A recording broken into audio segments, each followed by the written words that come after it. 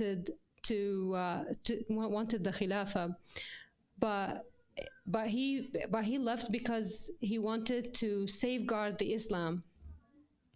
Most of us here have experienced the struggle of migrating from one country to another for multiple reasons.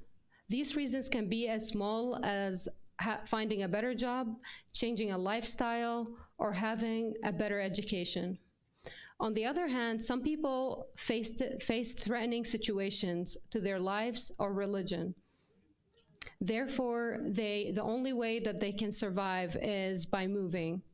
As God said in His holy book, Surah An-Nisa, Ayah 97, إن الذين توفاهم الملائكة ظالمي أنفسهم قالوا فيما كنتم قالوا كنا مستضعفين في الأرض قالوا ألم تكن أرض الله واسعة فتهاجروا فيها فأولئك مأواهم جهنم وساءت مصيرا. صدق الله العظيم.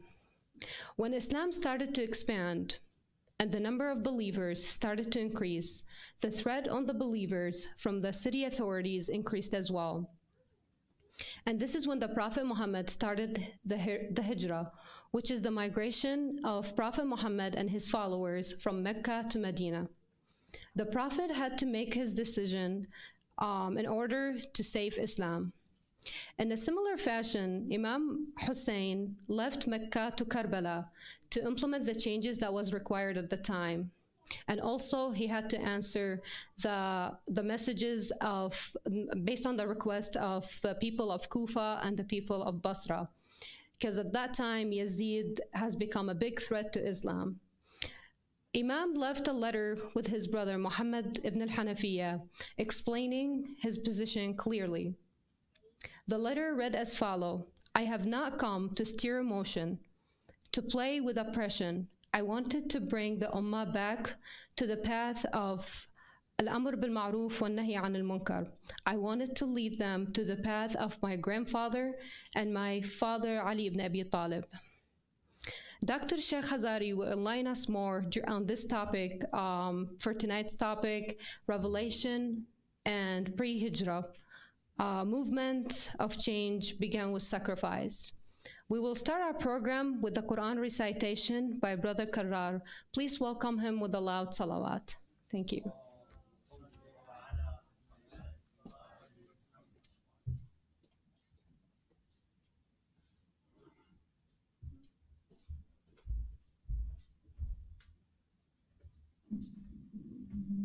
نور قلوبكم بذكر الصلاة على محمد وآل محمد.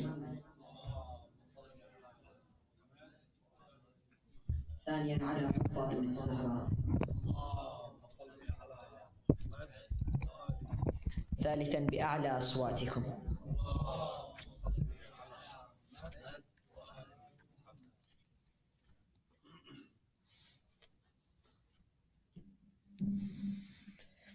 أعوذ بالله من الشيطان الرجيم.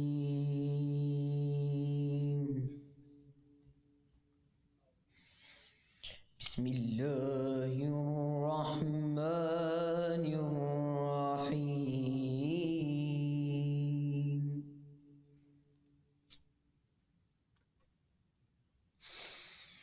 يا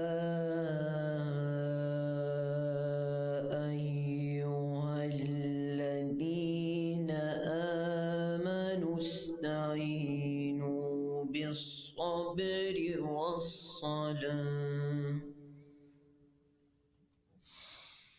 إن الله مع الصابرين.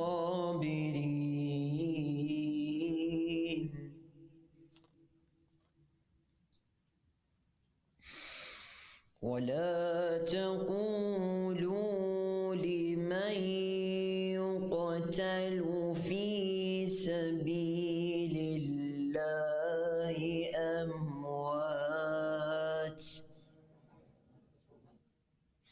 بل أحياء ولكن لا تشعرون.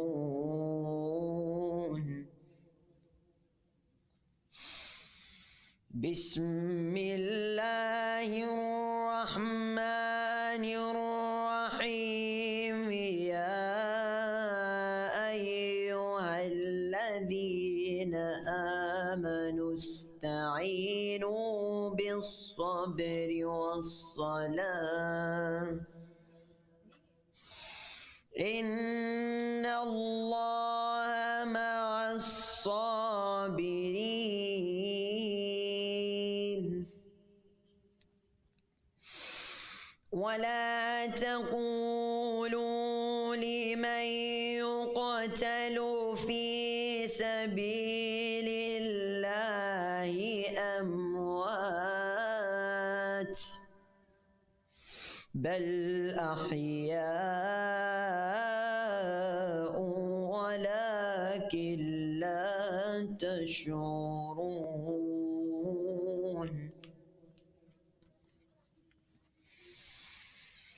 الله أكبر بسم الله الرحمن الرحيم لا أقسم بهذا البلد لا أقسم بهذا البلد وأنت حل بهذا البلد ووالد وما ولد لقد خلقنا الإنسان في كبد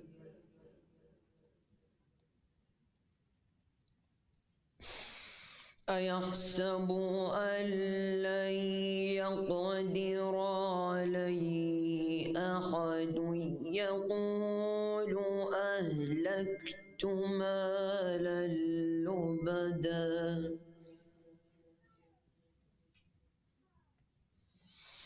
أيحسب أن لم يره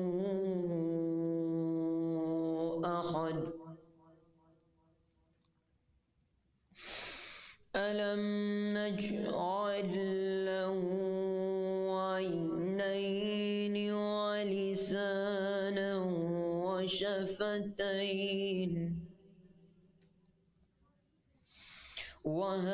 وهديناه النجدين ألم نجعل له عينين ولسانا وشفتين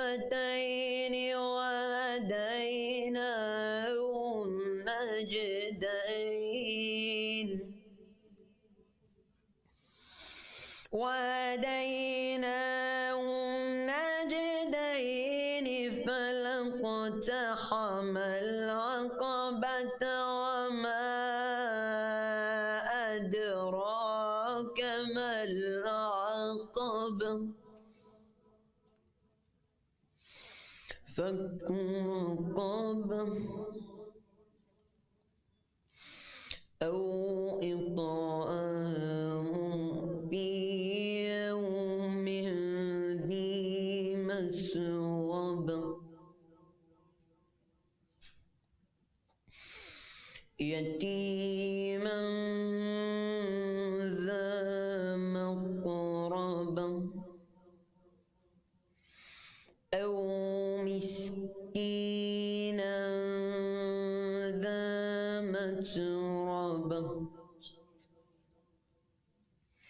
ثم كان من الذين آمنوا وتواصوا بالصبر وتواصوا بالمرحمة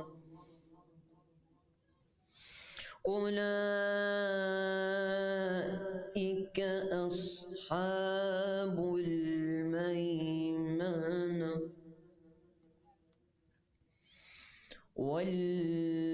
والذين كفروا بآياتنا هم أصحاب المشأمة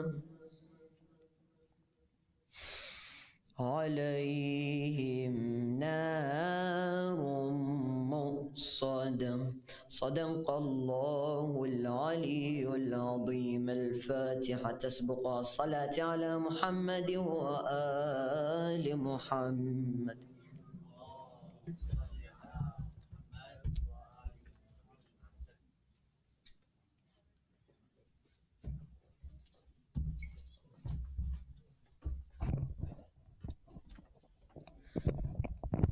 Thank you, Brother Qarar, for the amazing recitation. Now we will move to the Arabic poem by Naba Muhammad.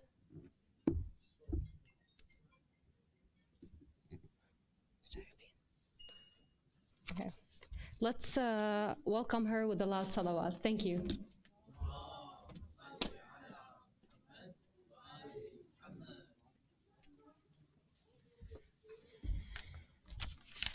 بسم الله الرحمن الرحيم، والصلاة والسلام على أشرف الخلق أجمعين أبي القاسم محمد وعلى آل بيته الطيبين الطاهرين.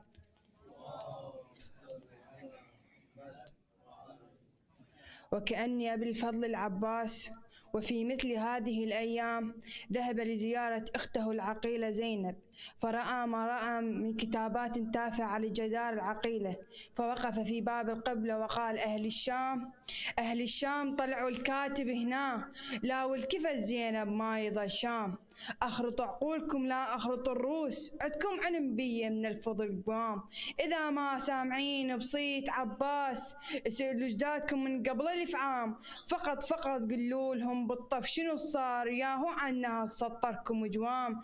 أهل الشام أنا مقمطنها بالروس الأكبار، لهسه علقمي بريحة جسام، تماديتوا على الأخيت ولسه عادلين، تبوس تراب هلان كثعدام، أنا ردات كل من مال ردات، بيكم راح أرد ذيك الأيام، اليوم أجركم لطف ردود، جر جدادكم ذولاك الأقدام، وتشوفون الشريعة شبيها موجودة، لهسه من أهلكم ضال الأعظام، توحدتوها تشين أخوانها بعاد، طولة شارب لكم هاي الظلام، زينب من جدكم صاعد النوق، ما طب السبية بنت الأكرام، أخاف ببالكم عفناها لسا، لا واحد لحقها ولا الأخ القام، قبل ما جيت على حساب الحسين زحمة علي عوف مترس سهام، ما جيت على حساب الحسين زحمة علي عوف مترس سهام، بختكم بالقدر وناني هديت، عيون الله ترى الوقفة اللي قدام،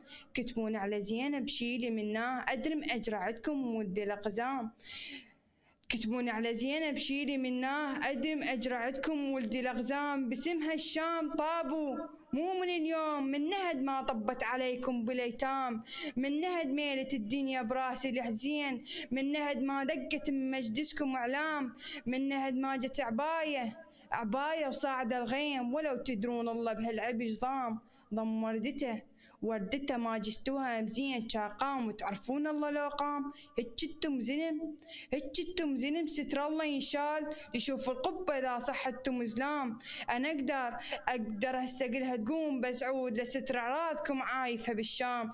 أهل الشام قبل ما عدنا ناصر هسه لا خير، عدد خدامي هدمتون الأرقام، أظن ما سامعين بود العراق يغطون الشمس بس أرفع بهام، وإذا هديت بيهم سوريا تميل، وأنا راح أهد بيهم رافع بهام، ما أسحب أقسام بالتقيات أشيل أهل الجنوب وأسحب أقسام، ما أسحب أقسام بالتقيات أشيل أهل الجنوب وأسحب أقسام. صلى الله على محمد وآل محمد.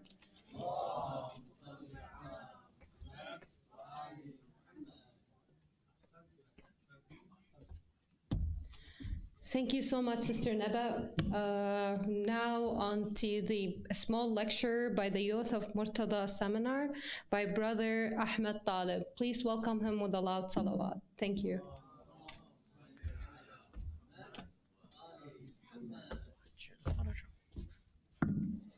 ثانية على حب الحسين، صل على محمد وآل محمد وعجل فرج. ثالثة على حب إمام الحسين عليه السلام سيد الشهداء. اللهم صل على محمد وآل محمد وعجل فرجهم. أعوذ بالله من الشيطان الرجيم. بسم الله الرحمن الرحيم. الحمد لله رب العالمين، والصلاة والسلام على أشرف الخلق خاتم النبيين محمد وعلى أهل بيته الطيبين الطاهرين. اللهم صل على محمد وآل محمد وعجل فرجهم. I begin in the name of God, the most gracious, the most merciful, the one who has created everything in utmost perfection. Assalamu alaikum wa rahmatullahi wa barakatuh.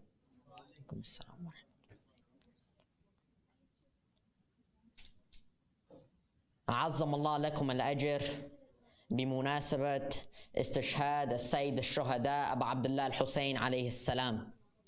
نعزي صاحب العصر والزمان الإمام المهدي عجل الله تعالى فرجه الشريف. We ask Allah subhanahu wa ta'ala to hasten the reappearance of our 12th Imam, Imam al-Mahdi. We also thank the Grand Marja, Maraji'in al-Izam.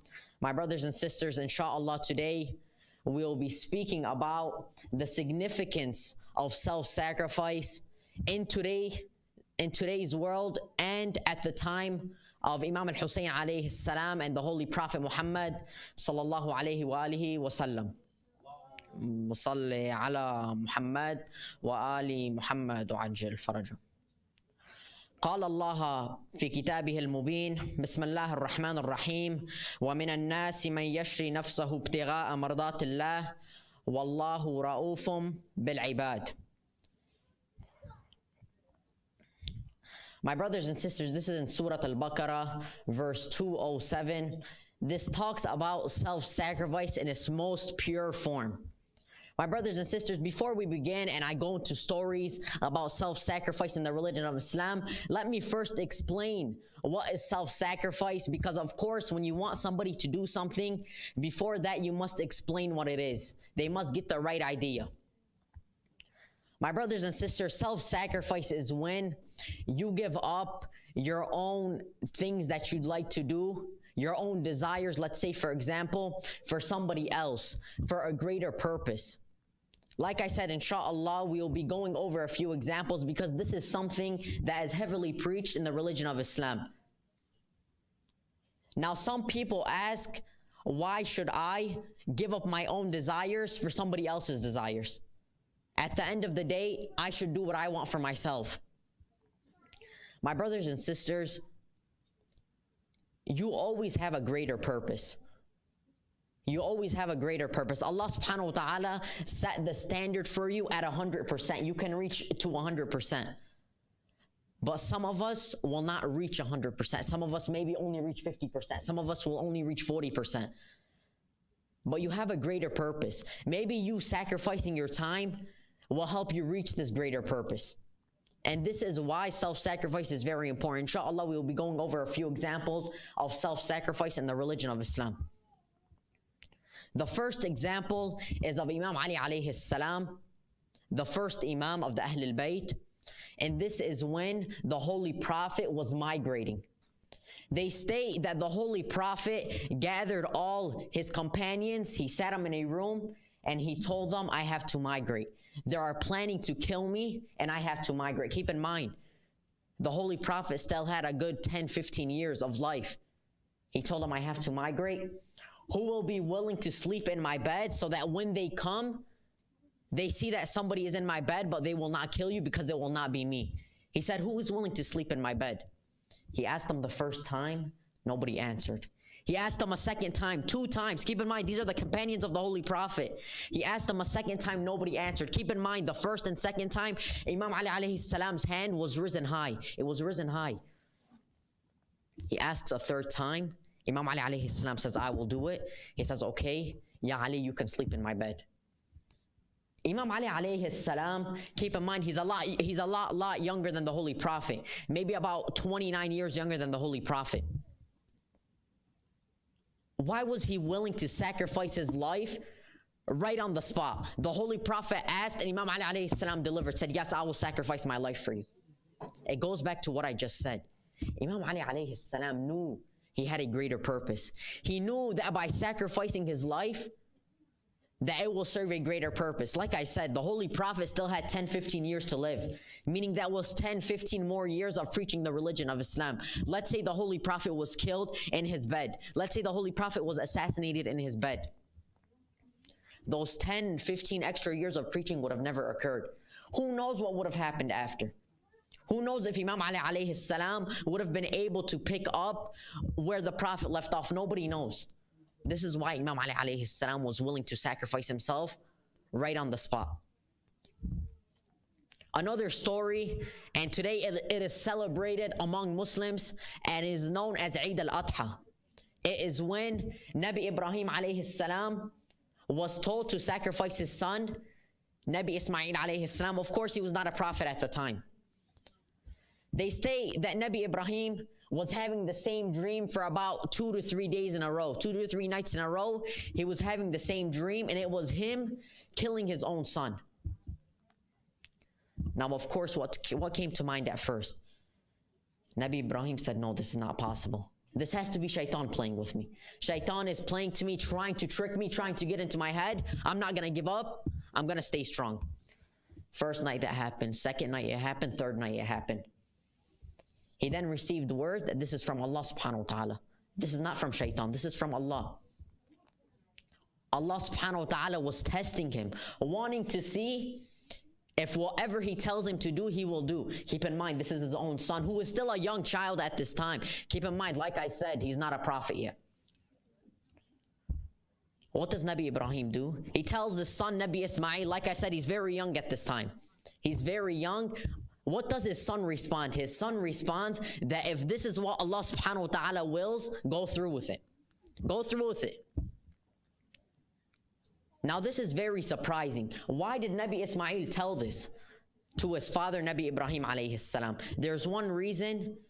This is the first reason. The first reason is because of patience. Nabi Ismail alayhi salam has patience. قال الله في كتابه المبين بسم الله الرحمن الرحيم يا أيها الذين آمنوا استعينوا بالصبر والصلاة إن الله مع الصابرين. O believers, stay close to prayer and patience. Oh, Allah subhanahu wa ta'ala is with the patient.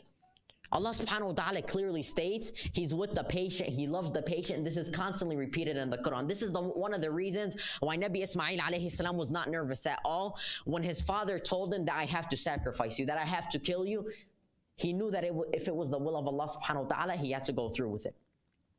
What is the second reason? It goes again, Nabi Ismail knew he served a greater purpose. That if this is what Allah subhanahu wa ta'ala willed, that he will go through with it. He trusted Allah subhanahu wa ta'ala.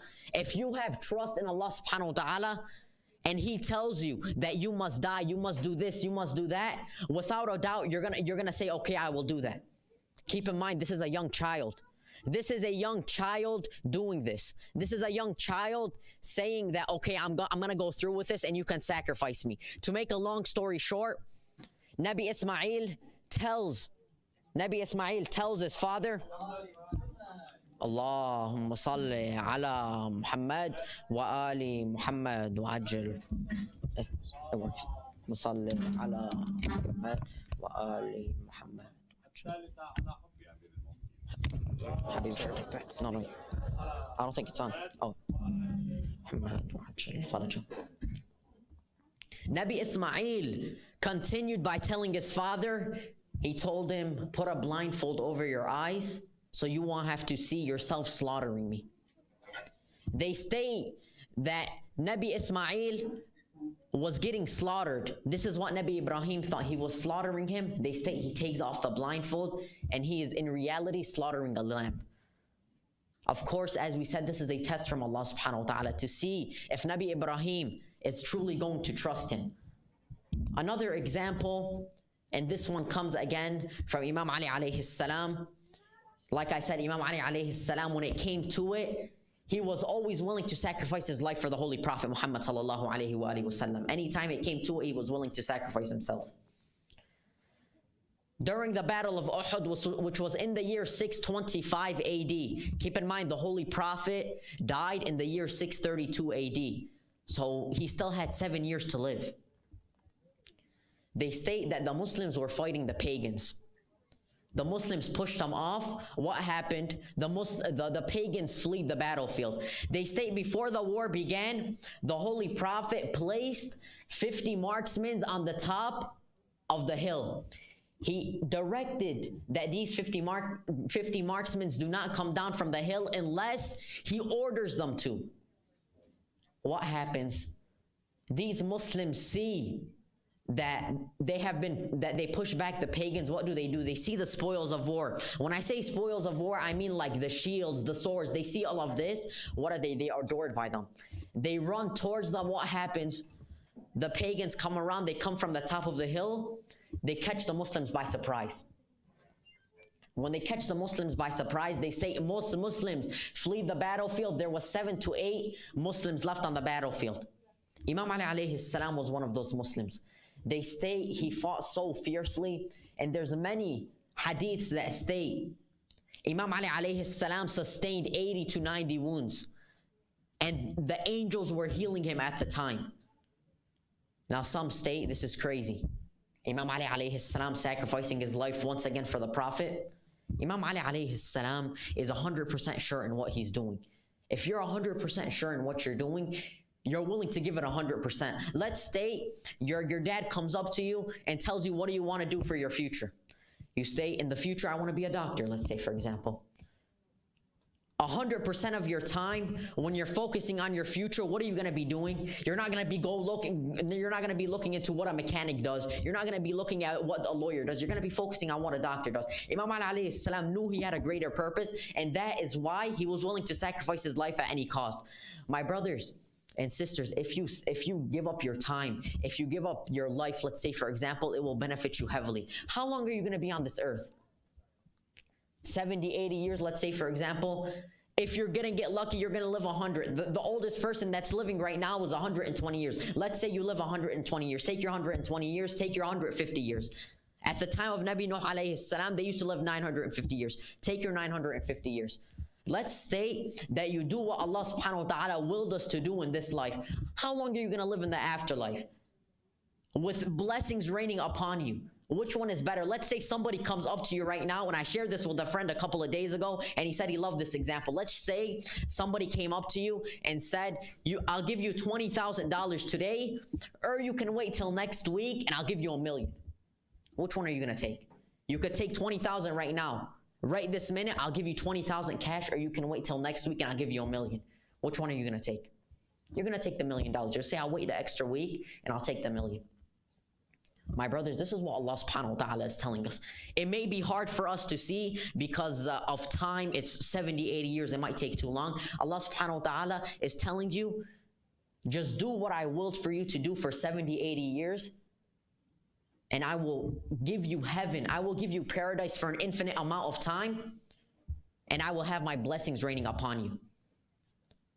And keep in mind, Allah subhanahu wa ta'ala is not asking a lot of us. Allah subhanahu wa ta'ala is just asking us to do our wajibat and do our mustahabbat a little, which will maximum take an hour of our day.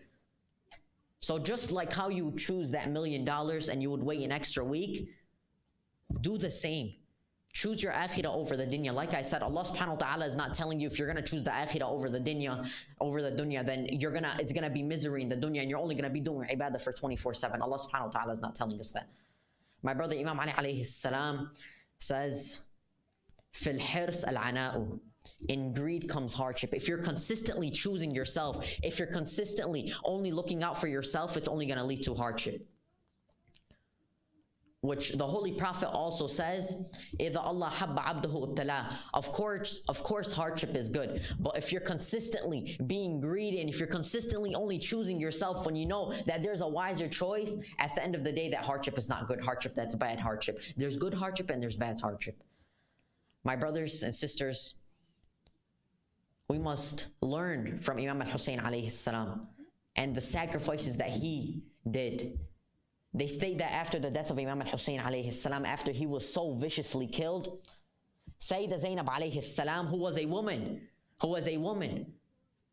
stood in front of Imam Zain al-Abidin alayhi salam. Keep in mind, she was a woman standing in front of a man. This was unseen at that time. Why did she stand in front of Imam Zain al-Abidin alayhi salam? She knew she served a greater purpose. There's a reason Imam Zain al-Abidin did not go out to the battlefield. He served a greater purpose, and Sayyidah Zainab knew that greater purpose. That is why she stood in front of him. So it does not matter whether you're a man, whether you're a woman, whether you're black, whether you're white. It does not matter what race you come from. Self-sacrifice is the best thing to do. And of course, I'm not saying sacrifice all your time for somebody else. But if you feel like, let's say, for example, your brother comes up to you and let's say you're playing on your phone, you're wasting your time. And he tells you, you can either continue playing on your phone or you can come to me to the mosque, you can help me do this, you can help me do that. And you see that this is gonna benefit me much more, do that. But don't always sacrifice your time for somebody else. My brothers and sisters, I hope we all learn from this. ومرة أخرى عزم الله لكم الأجر بمناسبة استشهاد السيد الشهداء أبو عبد الله الحسين عليه السلام. وآخر دعوانا أن الحمد لله رب العالمين والسلام عليكم ورحمة الله وبركاته. رحم الله من قرأ سورة الفاتحة مسبوقة بالصلاة على محمد وآل محمد.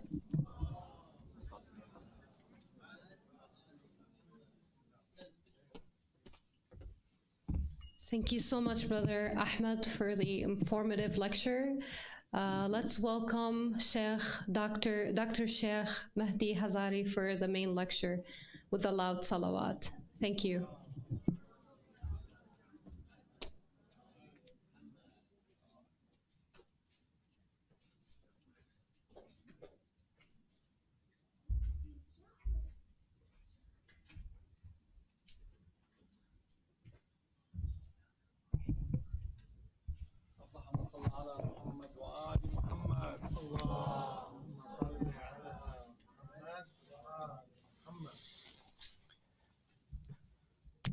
الفاتحة.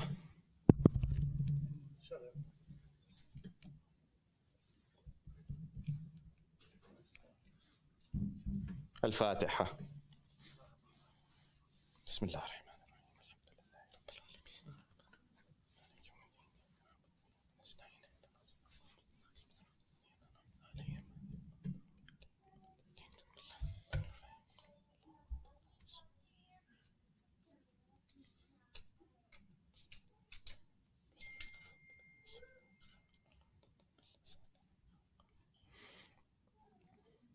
بسم الله الرحمن الرحيم. صلى الله عليك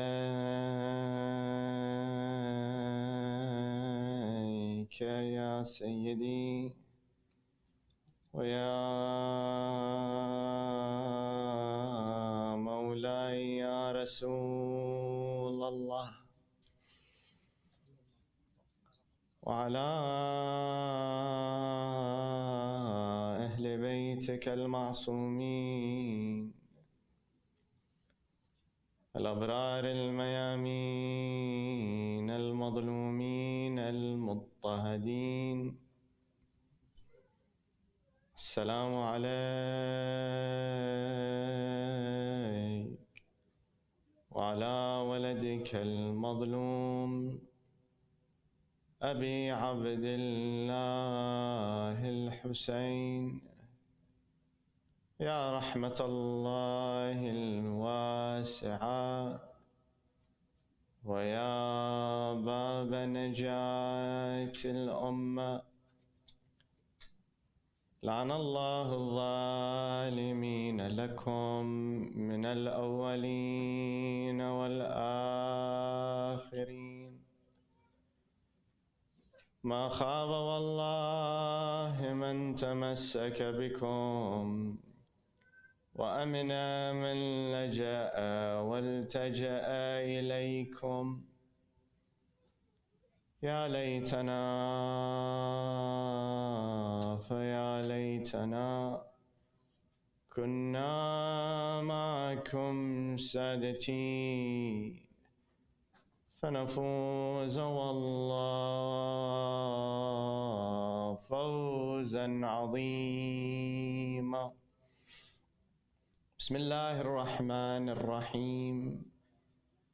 لقد من الله على المؤمنين إذ بعث فيهم رسولا من أنفسهم يتلو عليهم آياته ويزكيهم ويعلمهم الكتاب والحكمة وإن كانوا من قبل لفي ضلال مبين آمنا بالله صدق الله العلي العظيم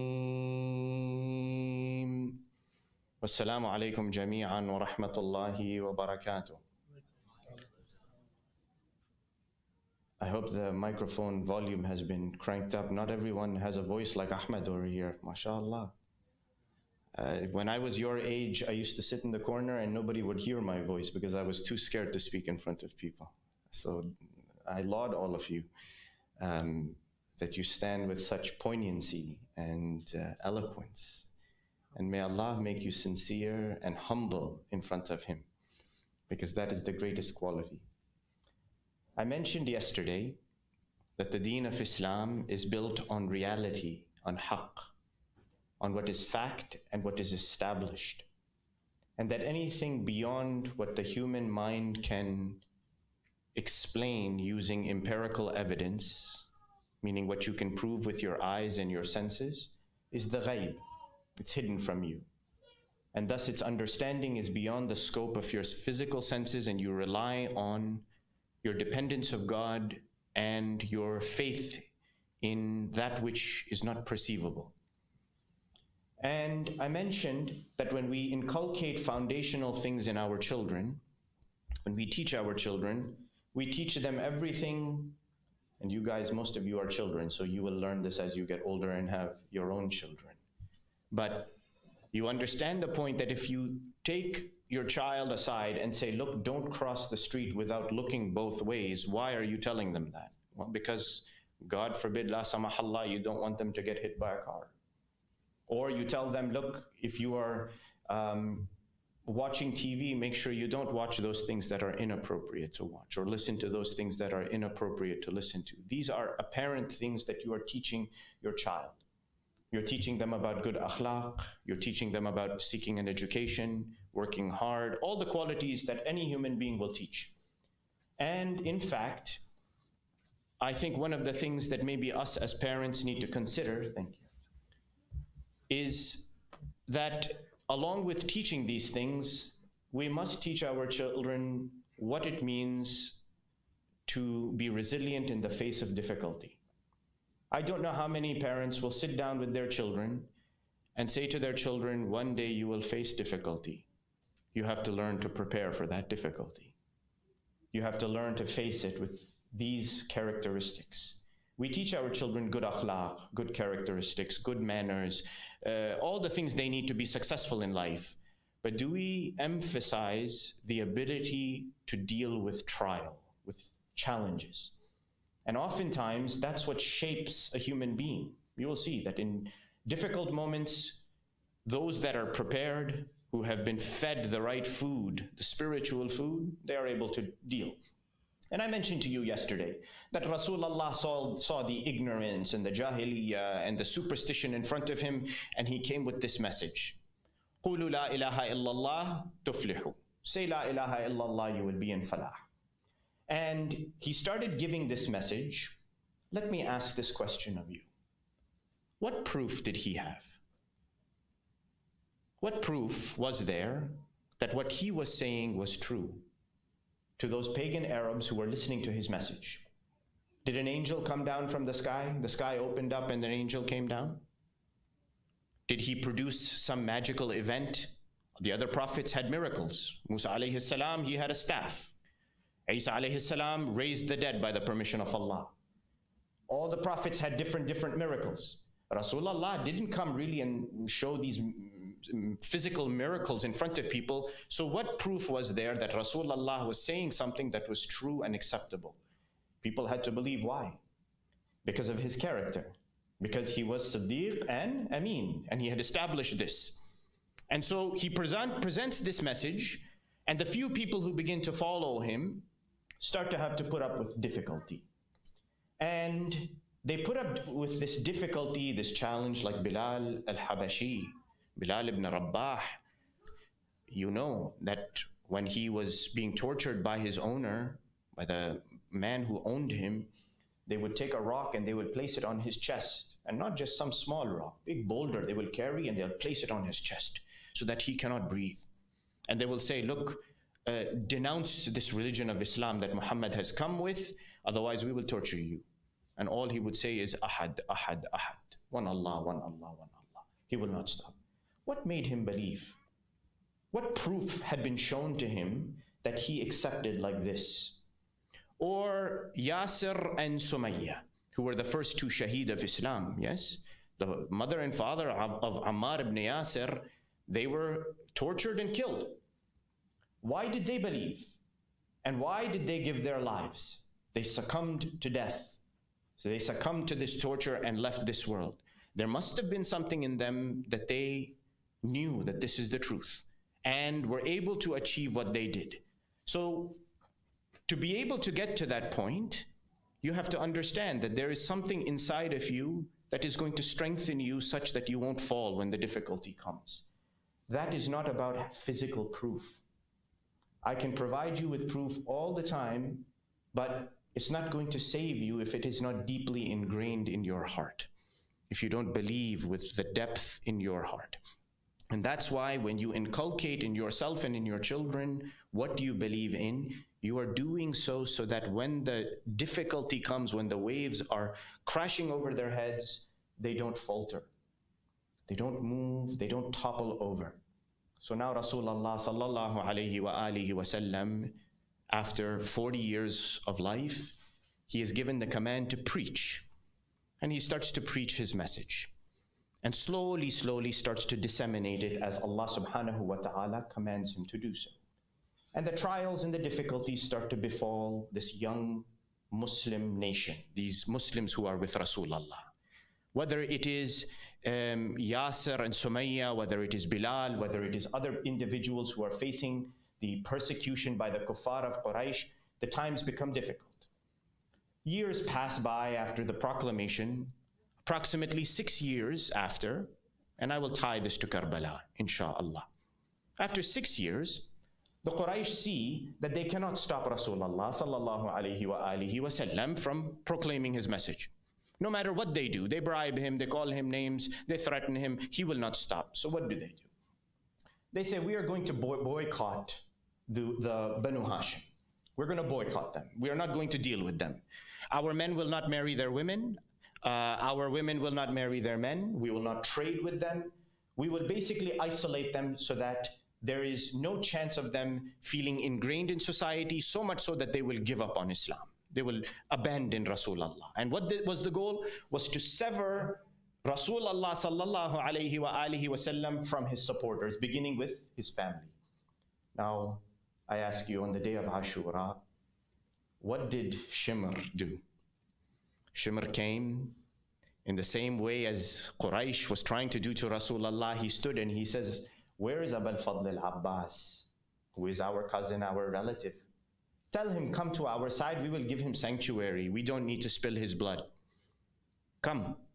They sought to split the people.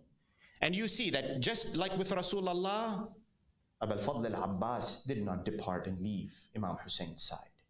And you see, again, you see reflections of what happened to Rasulullah in the life of the A'immah. If you want to find them, you will see those reflections.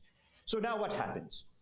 Instead of skirmishes happening between the Banu Hashim and the Quraysh, fights happening between them because of this boycott, they're going to come out of Mecca and go into a ravine called Abu Qubais. Abu Qubais was basically it was a mountain pass that was so dry, so desolate, nobody could live there. And they went in there and they stayed.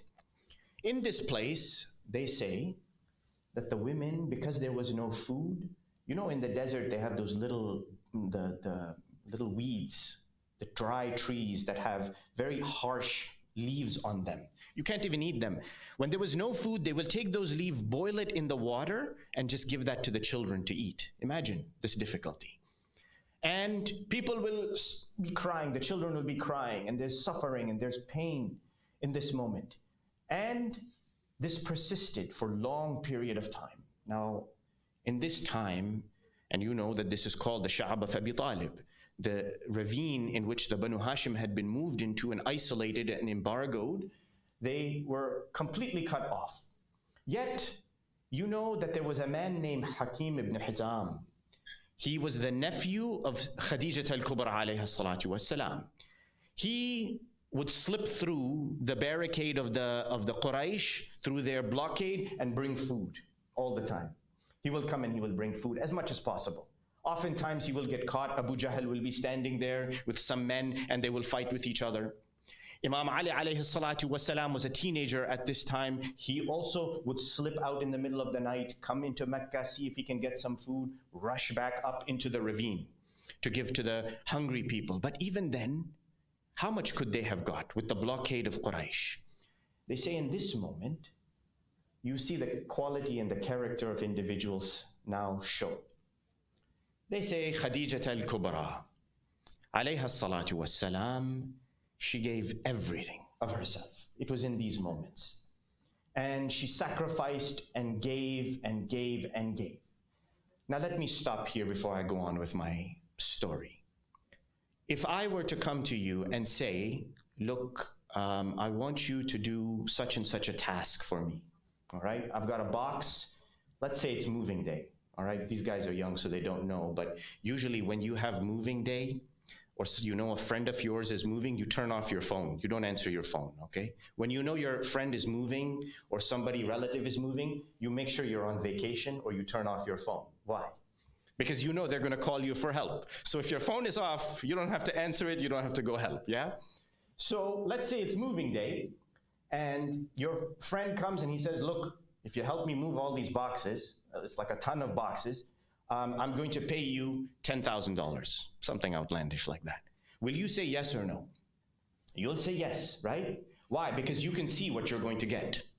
You know the reward you're getting for this hard work.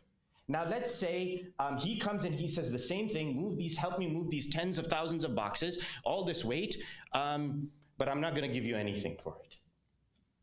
I'm not gonna give you anything for it. Will you do it? Maybe out of the goodness of your heart you will do it, but maybe you'll hesitate. Let's say he does something different. Let's say he comes to you and he says, help me move these boxes and help me move to my new house, and afterwards I will give you something you can't imagine how good it is. I will give you something you can't even fathom in your mind how good it is. Will you accept that? I don't know about you, but I will question. I'll be like, what is this thing, this magnificent thing you're gonna give to me? If I can't see it, I can't touch it, I don't know how good it is. Why should I trust you? Why should I believe? What proof do I have that you are going to give to me what you are promising me? How do I know? Just like Rasulullah makes that promise to them, that قُولُوا لَا إِلَهَ إِلَّا اللَّهِ تُفْلِحُوا يَا Rasulullah, where's the proof? Where is the proof that you're going to actually give us what we want? And then expect us to carry these boxes on our back to help you move for some surprise you're going to give me at the end of it? How is that even possible to engage in something like this? Yet you see that the princess of Arabia, the richest woman in Arabia, she gives everything, everything, everything, such that even after Sha'ab ibn Abi Talib ends, when she dies in Am al-Huzn, she had nothing to even wrap her body with. She had barely enough cloth, enough kafan to wrap her body. She had no possession left. Now in this moment, going back to Sha'ab ibn Abi Talib, you see that people were helping, people were sacrificing, people were going through great difficulty to provide food. Now do you know that there was another man who was also bringing food? His name was Abu al-Bukhtari. Abu al-Bukhtari, look him up in history. We don't talk about people like this. He was a kafir. He stayed a kafir. He didn't become a Muslim, but he would come and bring food from time to time. He would come and help. And we all know that the difficulties that occurred, my dear brother Ahmed just mentioned that Ibrahim alayhi salam gave his son in sacrifice. Do you all know that what Abu Talib was doing in these times? In all those nights, he was worried that the assassins from Quraysh are going to come and kill Rasulullah. So do you know what he would do? He would take his own sons and move them from their bed, and he would put Rasulullah in the place of his sons. Because he knew that they will not kill his sons, but they will come after Rasulullah. Instead, he took his sons, put them in the bed of Rasulullah, and put Rasulullah in the bed of his sons to protect Rasulullah. Is this not sacrifice? And what is to tell him that Jannah is haqq? What is to make him believe that Jannah is haqq? In the same way, we ask ourselves these same questions. And in these moments, we say that when push comes to shove, will we do what we are supposed to do? Will we achieve what we are supposed to achieve and sacrifice? Self-sacrifice is to give when you don't see the reward that is coming to you. That is self-sacrifice. Self-sacrifice is to give what you value for something that you don't know the value of coming back to you. If I give you $1,000 and you give me a piece of technology worth $1,000, is that an even exchange? It's an even exchange. I know what I'm getting. But if I give you my life and I don't know what I'm getting in return for it, would you consider that an even exchange? No, you would not. That is self-sacrifice. That is what it means to give of yourself.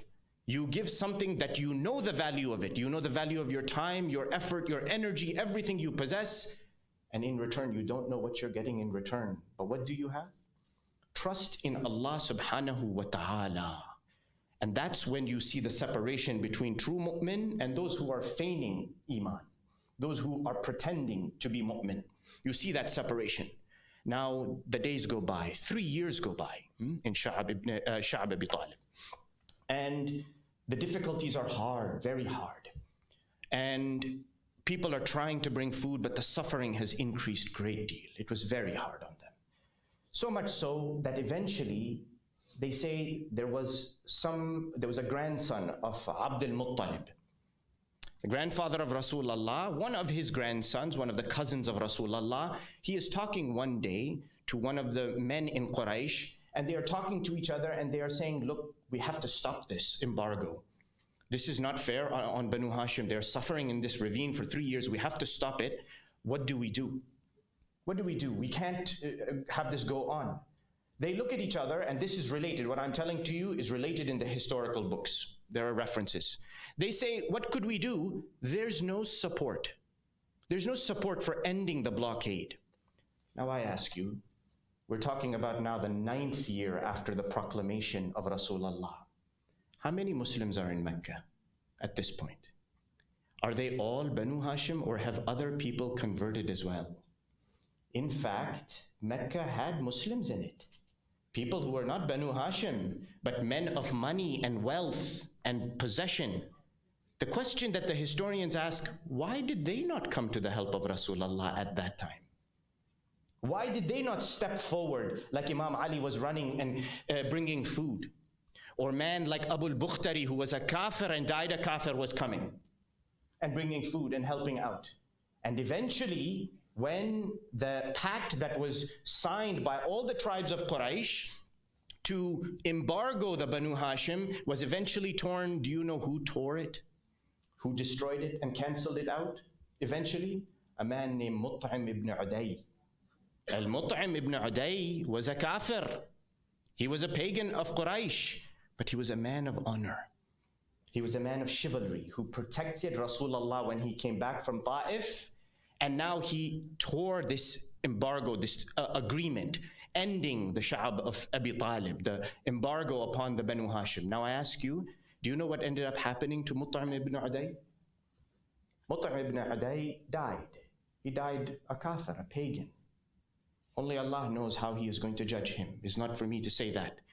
But I do know that Ibn Ishaq, the great historian, he says that Rasulullah sallallahu alayhi wa alihi wasallam, after the battle of Badr had finished, and they had taken the prisoners from the pagan army, from the Qurayshi army, he was heard saying, it is reported, that if Mut'im asked me to free these prisoners today, I would have done so, because of his chivalry and his honor, despite being a disbeliever. Look at the beauty of our religion, the honor of our Rasul, and pointing to the fact that our own Muslims don't know how to sacrifice. Our own Muslims who were there in Mecca couldn't give to protect the Sha'b, to protect the people who were in that ravine. That's why when you talk about self-sacrifice, you talk about valuation. That which is valuable to you, that you give in return for something you don't know its value. Really, you don't. You cannot tell. Can you see Jannah? No, you cannot. Can you touch Jannah? No, you cannot. Do you know what you are going to receive on the other end? Physically, no, you can't. but something in your heart tells you it's there. And the stronger that feeling is, that dedication is, the more you will sacrifice, the more you will give. That's why when Muhammad al-Hanafiya, he came and asked, and I've said this to you already, that Ya ibn Rasulillah, you are going. I asked you not to go. Why are you going?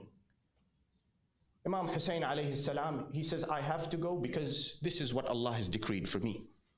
Muhammad al-Hanafiya, he says, look, okay, you have to go. Why are you taking the ladies with you? Why do you have to take those ladies? Imam Hussain, he says, because it is written for them to be with me.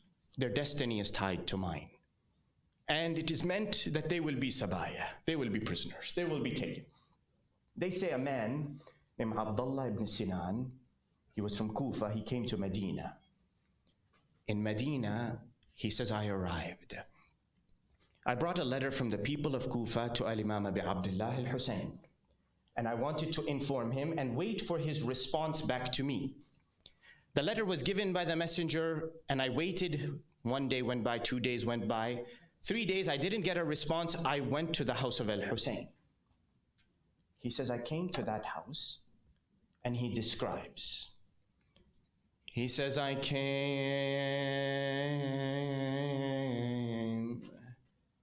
to the house of Al-Hussain, and I saw a man sitting near the door of the home.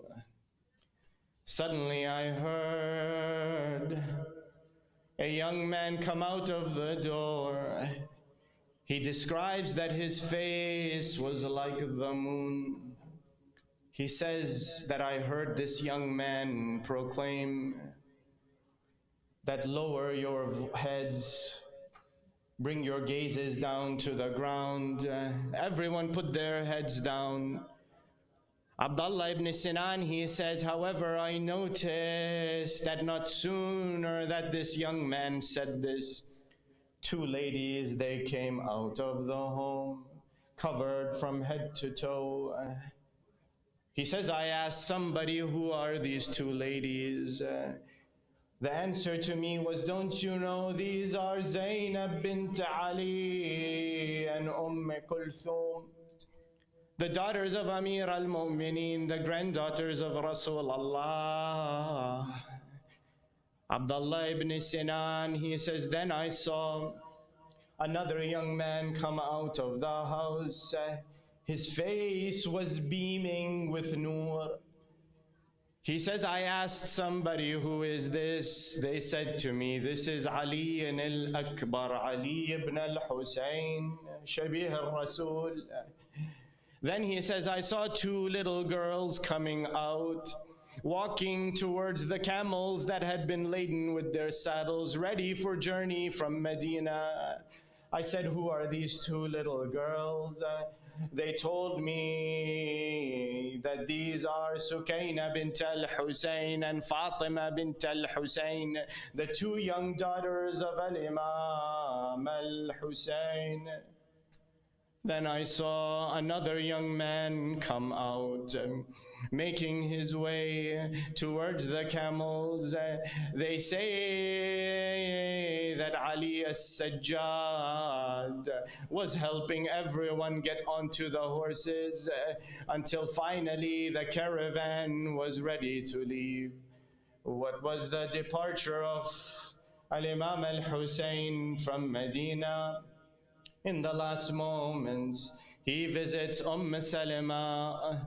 He goes to her and she says to him, my son, لا تحزني بخروجك إلى العراق. Don't leave, my son, and sadden me. Don't go towards Al-Iraq. Don't go towards that place. I have heard your grandfather say, يقتل ولدي الحسين بأرض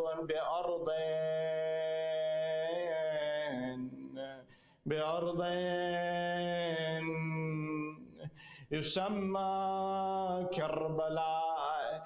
It is called Karbala. This is where my son Hussain is going to be martyred. They say Imam Hussain, he turns to her and says, Ya Ummah, Oh Salama, I have to leave, because if I don't leave today, destiny will call me tomorrow. And if I don't leave tomorrow, then the next day that time will come. Salama, she says, just stay here in Medina, in the sanctuary of your grandfather Rasulullah. Imam Hussain, he says, Ya Ummah, إني أعلم أني مذبوح مقتول ظلما وعدوانا. I know I have been killed. I know they will come with animosity against me. It is Allah's decree that my children will be taken captive. It is Allah's decree that I will be made to suffer in the lands of Karbala, that the women will be held in chains and taken away as prisoners. Al-Imam al-Hussein turns to his mother Salama. He says, Ya Ummah, وإني أعلم اليوم الذي أقتل فيه وأعلم الساعة التي أقتل فيها. My mother, I know the day in which I will be killed. I know the hour in which I will be killed. وأعلم الحفرة التي أدفن فيها. I know the hole in which I am going to be placed. I can see that ground of Karbala. I can see that qabr, that grave in front of me in which my body is going to be placed. My mother, I am so familiar with it, just like I know your face, Ya Ummah. They say the day of Ashura has come. Salama is waiting for news. She has a glass bottle with the sand of Karbala in it from Rasulullah. He told her that keep looking at this glass, keep watching the sand, see that when it turns into blood that you will know Al-Hussein is gone. She has been watching that glass bottle, looking to see if anything has occurred. The days have gone by, and to her relief, the sand is there, until finally the day of Ashura has come, and Salama, she sees the sand has turned into blood. She says, Inna lillahi wa inna ilayhi raji'un. And from our hearts comes the cry, Wa Hussaina, Wa Ghariba, Wa Madluma, وسيعلم الذين ظلموا آل محمد أي منقلب ينقلبون والعاقبة للمتقين إنا لله وإنا إليه راجعون باسمك العظيم الأعظم الأعز الأجل الأكرم يا الله. اللهم إنا نسألك وندعوك ونقسم عليك بحق الزهراء وأبيها وبعلها وبنيها والسر المستودع فيها لعن الله ظالميها. اللهم شافي كل مريض، اللهم رد كل غريب، اللهم فك كل أسير، اللهم غير سوء حالنا بحسن حالك يا كريم. اللهم وفقنا لمراضيك وجنبنا معاصيك وثبت أقدامنا على صراطك المستقيم وخذ بأيدينا إليك يا أرحم الراحمين وفرج عنا يا الله فرجا عاجلا قريبا كلمح البصر أو أقرب من ذلك وافرغ علينا صبرا وتوفنا مسلمين. والصلاة والسلام على سيدنا محمد وآله الطيبين الطاهرين. اللهم صل.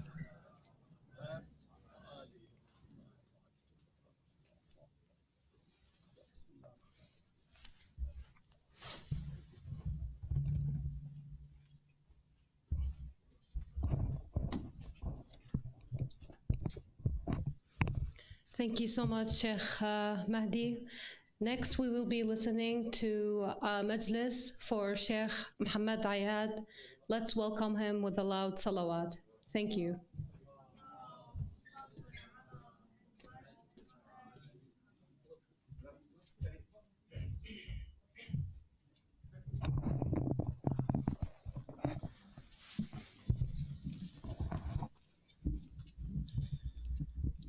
تعجيل فرج مولانا وإمامنا صاحب العصر والزمان، رحم الله من رفع صوته بذكر الصلاة على محمد وآل محمد.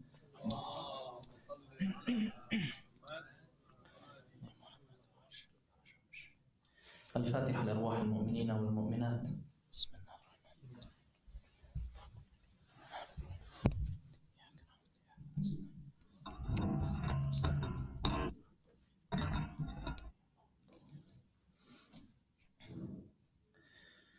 صلى الله عليك يا سيدي ويا مولاي يا رسول الله، صلى الله عليك وعلى آلك المعصومين المظلومين، صلى الله عليك يا مولاي يا أبا عبد الله حسين، يا مصباح هدى وسفينة نجاة، بأبي أنت وأمي ونفسي، سيدي يا حسين،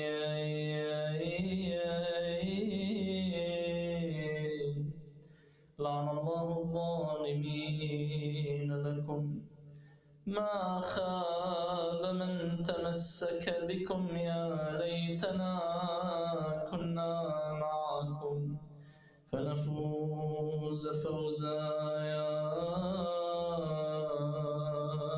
عظيما. أنسيت آل المصطفى في كربلاء حول الحسين ذبائح لم يلحدوا، كيف السلو في السبايا زينب تدعو بحرقة قلبها هي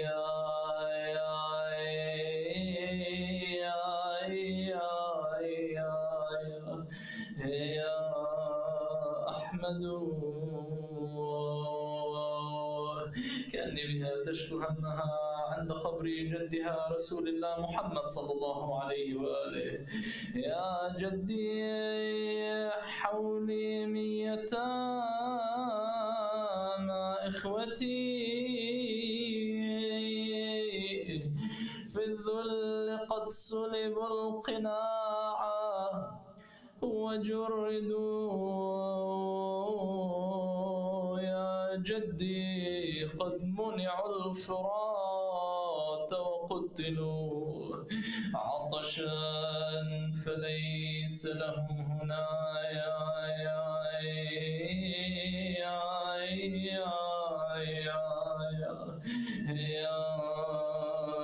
لك مورد، يا جدي ذا نحر الحسين مضرج بالدم والجسم الشريف مجرد، يا جد ذا صدر الحسين مردد والخيل تنزل من علايا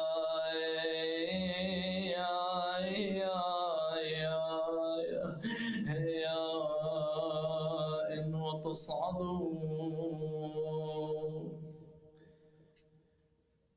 وداع وتنطيب حسين والكربلاء تعنى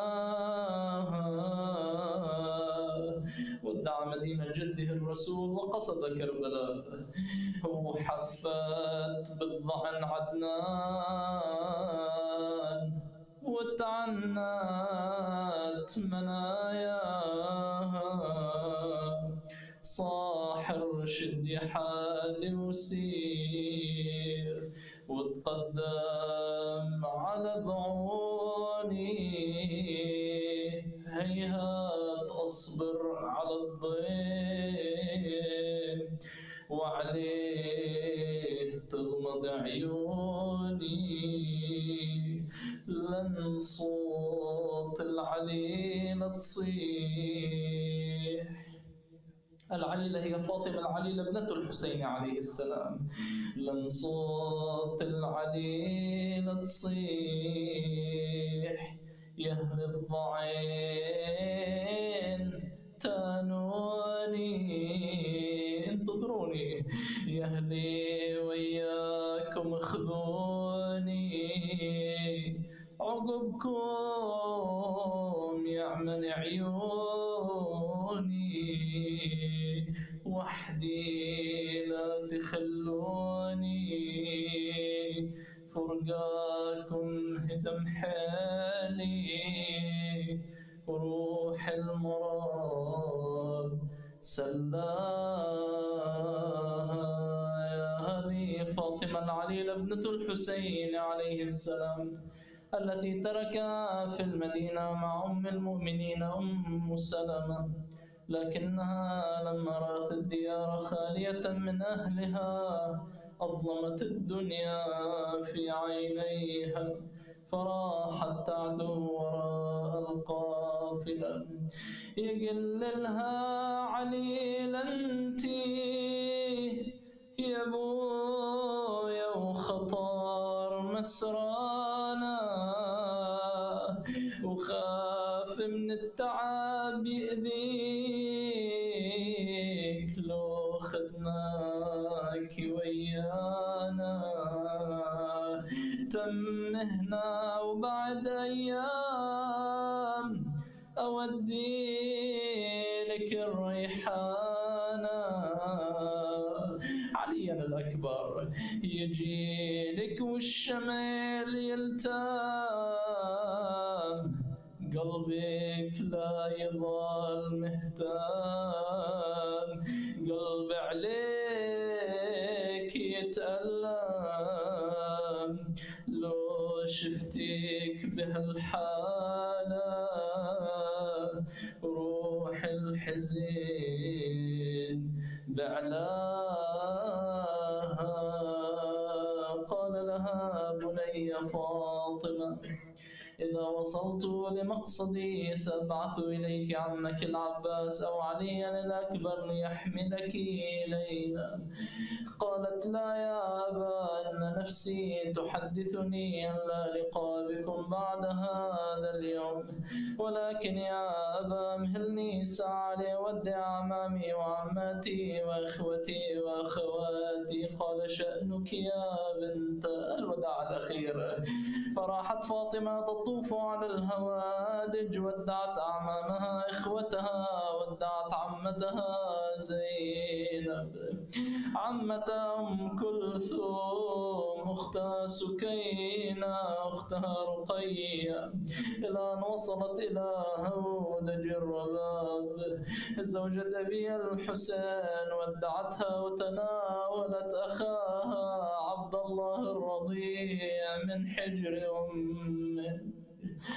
قبلته وطلبت من أبيها أن يتركه معا. تقول لك كلكم تغيبون وأبقى بالوطن وحدي. ما لي حيل فرقاكم وذاب من الحزن كبدي. يا بويا عاد خليني عبد الله الطفل عندي. بل كان يرد وحشتكم ويسليني على فرقتكم. غيبتكم، أخاف الطول غيبتكم، وتبقى دمعتي تجري ولا ينقطع مجراها.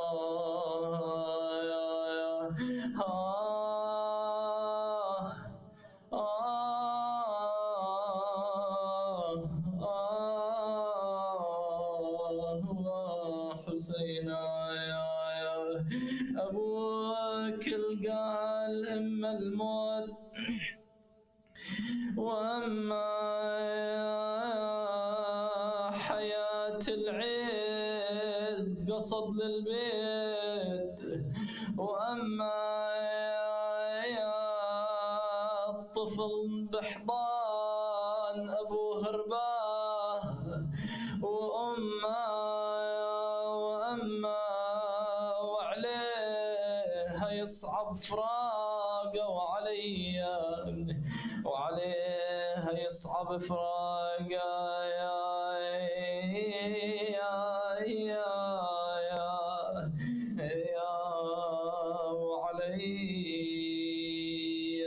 نعم الحسين عليه السلام أراد أن يودع المدينة المنورة، وقبل أن يخرج منها قصد قبر جده الرسول صلى الله عليه وآله.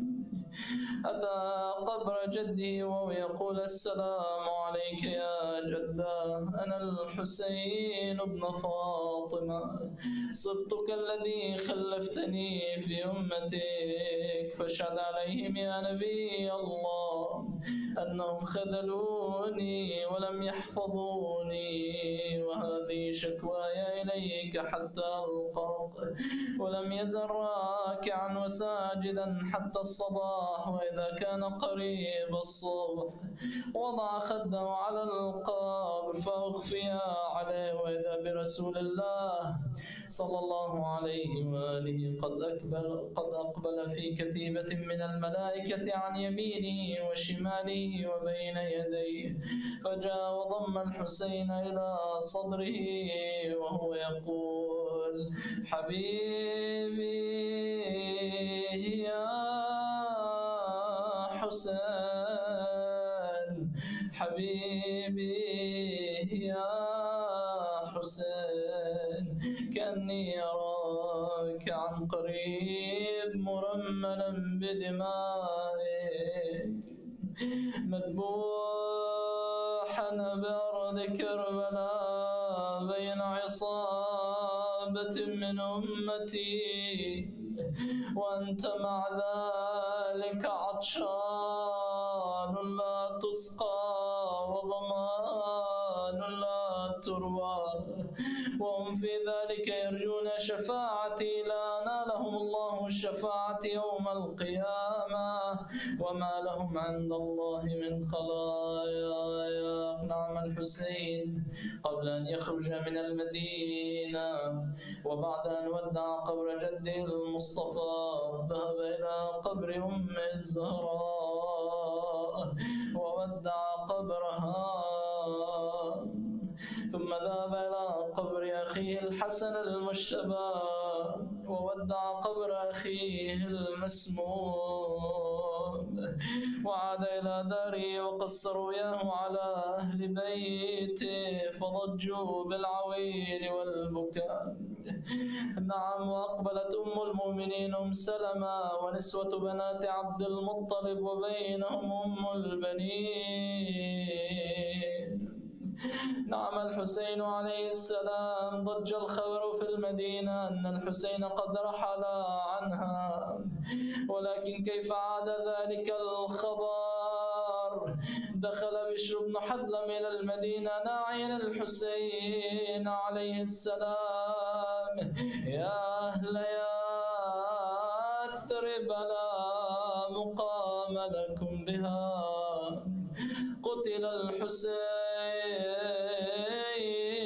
فادمعي مدرار، الجسم منه بكربلاء مضرج.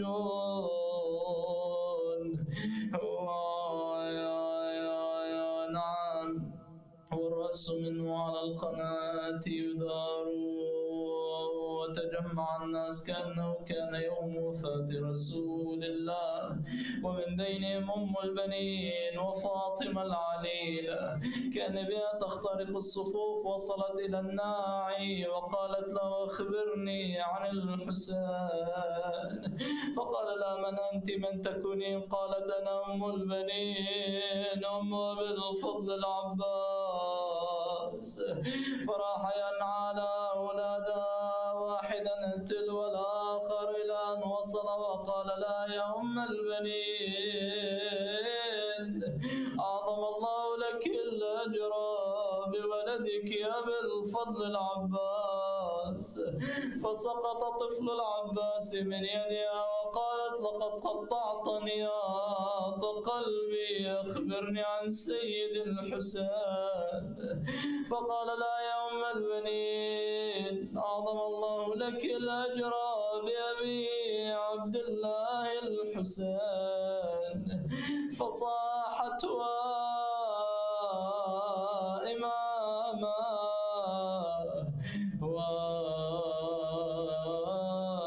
وحسينا يا أم الأربع راحوا ولا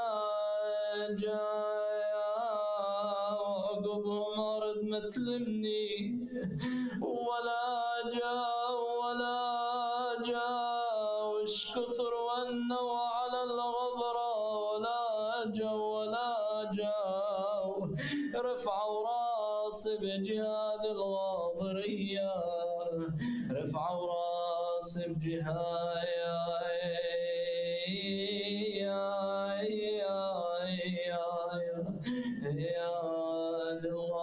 الغاضرية.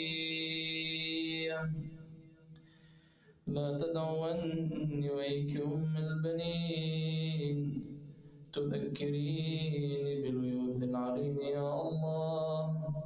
بسم الله الرحمن الرحيم. اللهم بالحسين الوجي وأمه وأبي وجده وأخي والتسعة المعصومين من بنيه، لا توفيتنا مسلمين والحقتنا بالصالحين. اللهم لا تزغ قلوبنا بعد إذ هديتنا وهب لنا من لدنك رحمة إنك أنت الوهاب. اللهم لا تدع لنا ذنبا إلا غفرته، ولا هما ولا غما إلا فرجته وأذهبته، ولا مريضا إلا شفيته وعافيت بحق مريض كربلاء الإمام زين العابدين عليه السلام. اللهم أدخل على أهل القبور السرور. اللهم أصلح كل فاسد من أمور المسلمين. اللهم اغفر لي ولوالدي وللمؤمنين يوم يقوم الحساب. اللهم ارحم أموات المؤمنين والمؤمنات وأموات المسلمين والمسلمات، لا سيما الأرواح موتى الحاضرين ولا سيما المنسيين منهم. نهديك ثوب سورة مباركة الفاتحة مسبوقة مشفوعة بذكر الصلاة على محمد وآل محمد.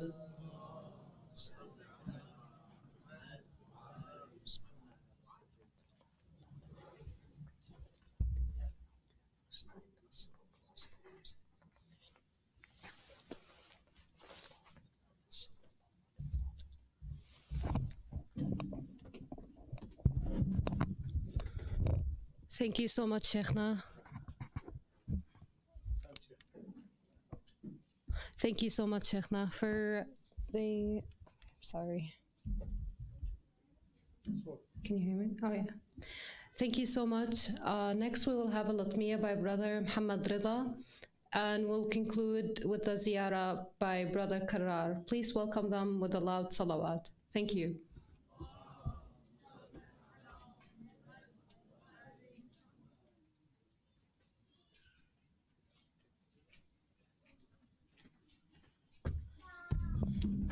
صلوا على محمد وآل محمد.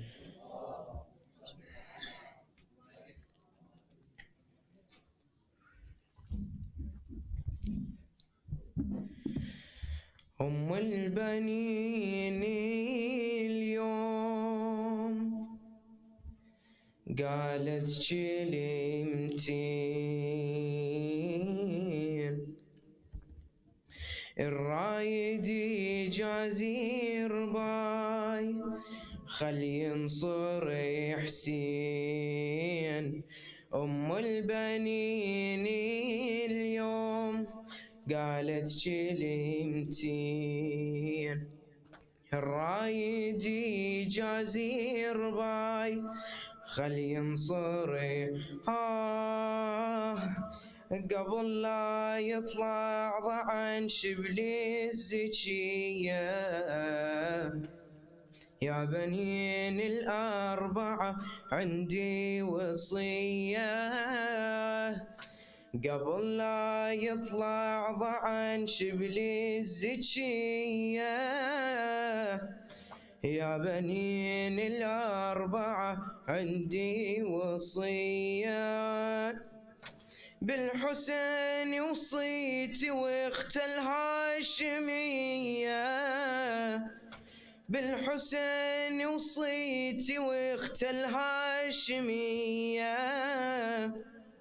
صيروا خدامي لهم اليوم المنية. يوم المنية رخصوا لدم وارواح من يغدر البين. الرايد يجازي رباي خل ينصر حسين، خل ينصر حسين.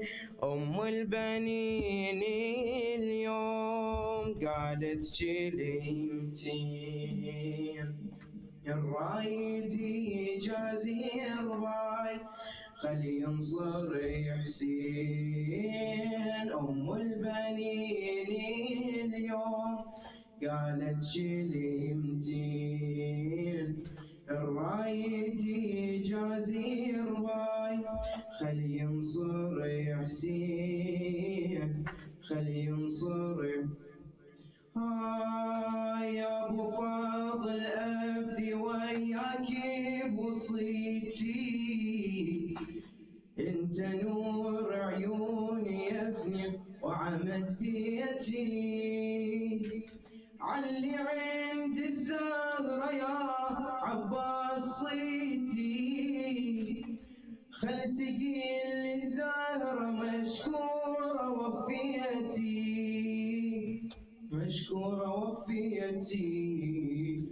لحسين اريدك عون ضحي له شفين. الرايد يجازي رباي خل ينصر حسين، خل ينصر.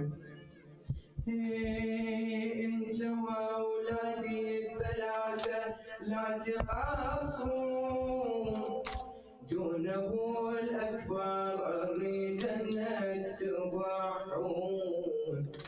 حسين ابو السجاد غالي هواي تدرون، هامتكم ترتفع لما تضيحون، لما تضيحون.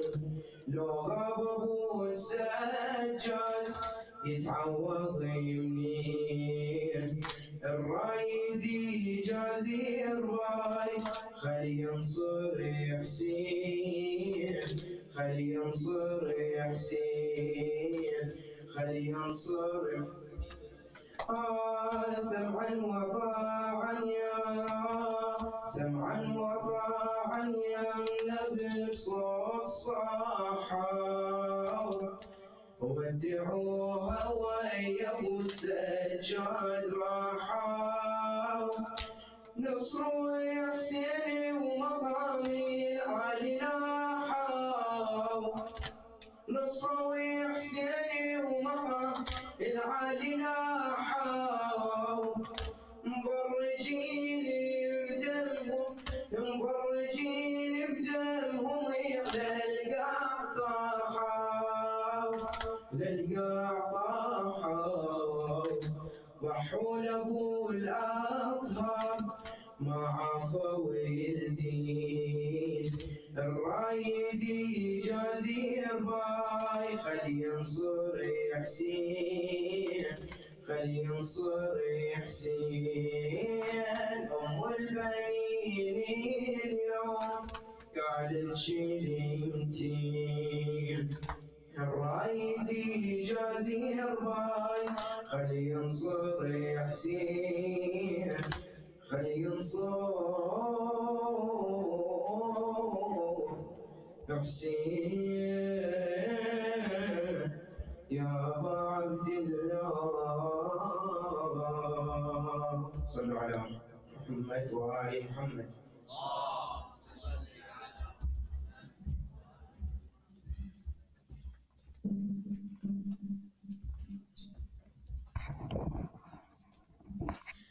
بسم الله الرحمن الرحيم. السلام عليك يا وارث آدم صفوة الله. السلام عليك يا وارث نوح النبي الله. السلام عليك يا وارث إبراهيم خليل الله. السلام عليك يا وارث موسى كليم الله. السلام عليك يا وارث عيسى روح الله. السلام عليك يا وارث محمد حبيب الله. السلام عليك يا وارث أمير المؤمنين عليه السلام. السلام عليك يا ابن محمد المصطفى. السلام عليك يا ابن علي المرتضى. السلام عليك يا ابن فاطمة الزهراء. السلام عليك يا ابن خديجة الكبرى. السلام عليك يا ثار الله وابن ثاره والوتر الموتور. أشهد أنك قد أقمت الصلاة وآتيت الزكاة وأمرت بالمعروف ونهيت عن المنكر وأطعت الله ورسوله حتى أتاك اليقين. فلعن الله أمة قتلت ولعن الله أمة ظلمت ولعن الله أمة سمعت بذلك فرضيت به. يا مولاي يا أبا عبد الله أشهد أنك كنت نورا في الأصلاب الشامخة والأرحام المطهرة. لم تنجسك الجاهلية بأنجاسها ولم تلبسك لهمات ثيابها. وأشهد أنك من دائم الدين وأركان المؤمنين. وأشهد أنك الإمام البر التقي الرضي الزكي الهادي المهدي. وأشهد أن الأئمة من ولدك كلمة التقوى وأعلام الهدى والعروة الوثقى والحجة على أهل الدنيا. وأشهد الله وملائكته وأنبياءه ورسله إني بكم مؤمن وبإيابكم موقن بشرائع ديني وخواتيم عملي وقلبي لقلبكم سلم وأمري لأمركم متبع.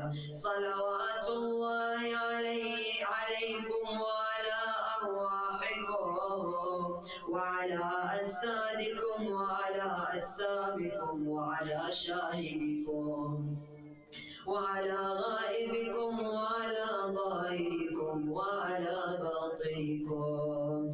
السلام على الحسين وعلى علي بن الحسين وعلى أولاد الحسين وعلى أصحاب الحسين وعلى أبي الفضل العباس وعلى الحوراء زينب عليهم السلام.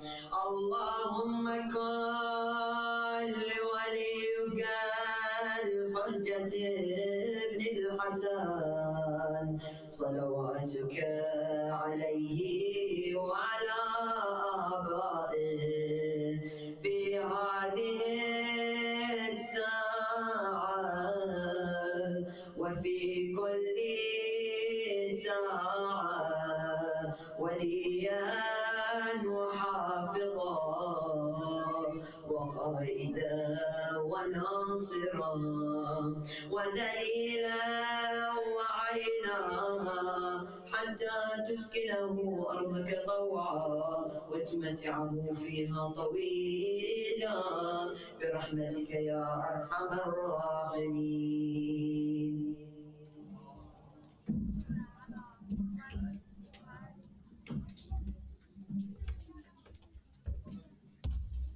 This will conclude our tonight's program. Thank you so much for coming. We will meet tomorrow at the same time, 7 p.m. Thank you so much.